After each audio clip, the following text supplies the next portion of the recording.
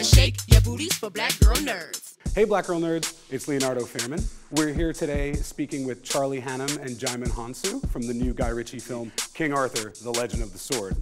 We hear from Djimon about some Beninese fables, and we'll even get to hear how Charlie is a complete germaphobe and hates being in the swamp. So take a look.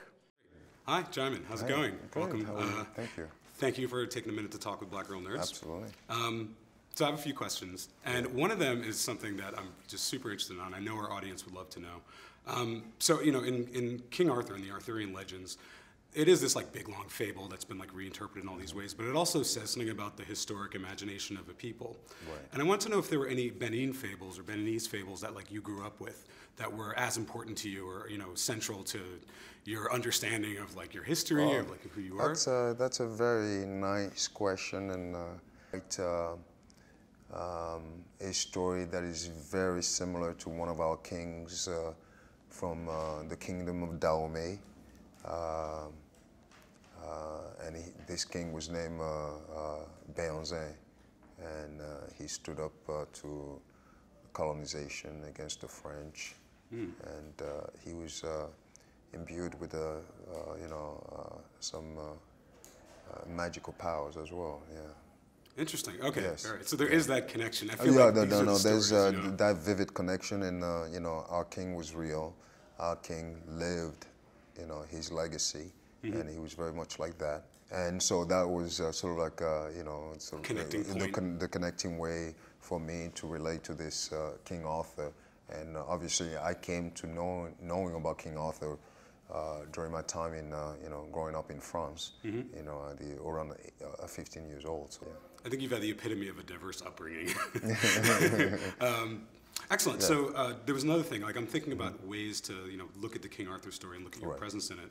And you know, this is a story where, on the hero's journey, there are many, many points of refusal. Yes. You know, like King Arthur's like, or who's going to be King Arthur is like, no, I'm not doing this for A, B, and C reason.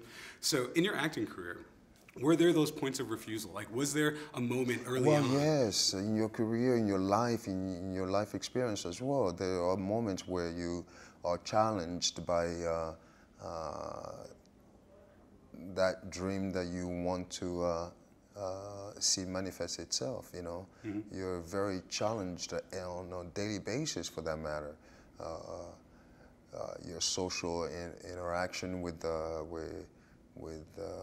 world, and your immediate needs are not met. That kind of like is a killer, is a dream killer. You know, you know. Yeah, it's has quite a resonance to you know, in each and everybody's life experiencing, for that matter. To Arthur's, his rise to the throne was quite impressive, and obviously, as you say, the refusal. I think a part of that, you know, keeps him.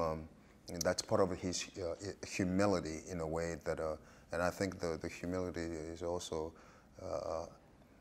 contribute to him being a true king. You know. Thanks for speaking with Black Girl Nerds. Yeah.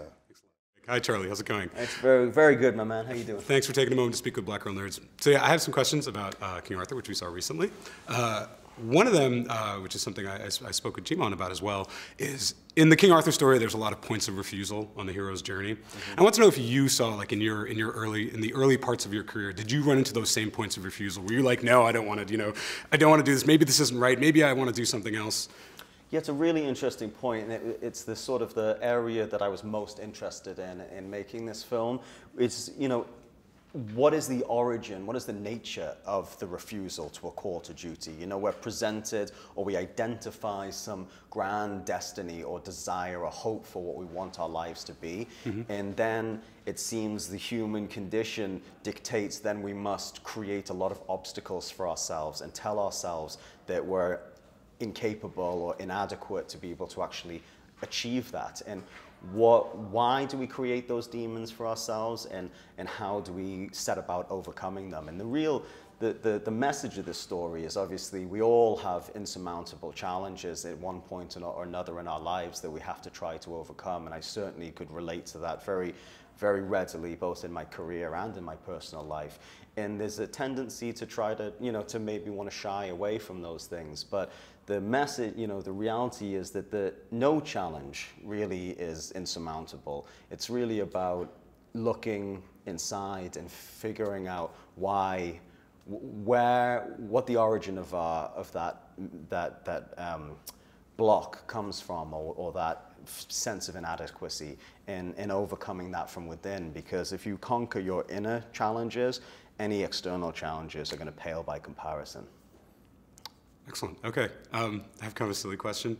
All right. So you get dirty in this movie a lot. You're in the mud. Is that a good time? Like being in a movie where you're literally acting like getting your face thrown in the mud for hours at a time.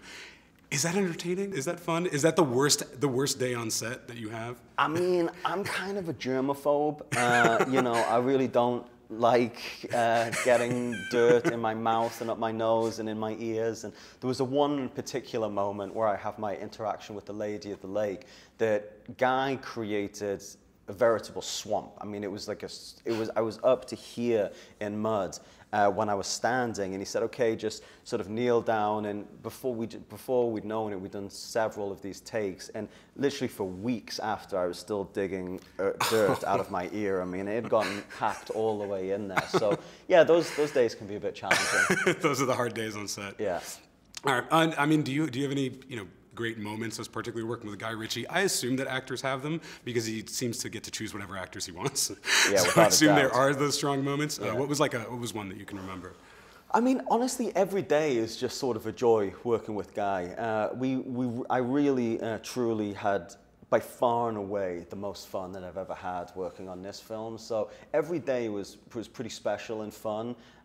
In particular, we were in Wales for 3 weeks, and Guy decided it would be lovely that we all just camp together and really sort of take in that environment. And it was like I'd always dreamed of doing a film like that.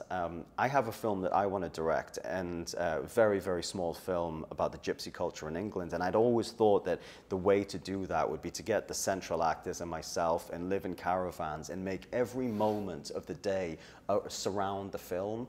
And so you go off in the evening and have, a bit of dinner, and you're talking about the next day, and just create like a community and a life around the film where it was all encompassing.